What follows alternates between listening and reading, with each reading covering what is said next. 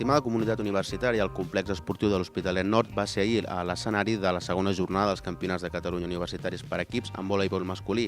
La Universitat de Barcelona i la Universitat de Lleida arribaven com a líders destacats després de la primera jornada amb 2 victòries cadascú i no van defraudar. Recordem que les 6 universitats participants conformaven un sol grup i han sigut les 4 primeres classificades que han accedit a les semifinals que es disputaran finalment el dia 27 de febrer. Recordeu que hi ha hagut un canvi de data. En la jornada d'ahir vam gaudir amb 9 partits on els jugadors ens van deixar bons detalls tècnics amb esmaixades prominents, rotacions ben treballades i bloquejos decisius. Destaquem el paper de la Universitat de Barcelona, que entre la primera jornada i la segona ha guanyat tots els partits, els 5 partits, i ha acabat com a líder destacat del grup únic. D'aquesta manera, les semifinals queden de la següent manera: Universitat de Barcelona contra Universitat Autònoma de Barcelona i Universitat de Lleida contra Universitat Politècnica de Catalunya.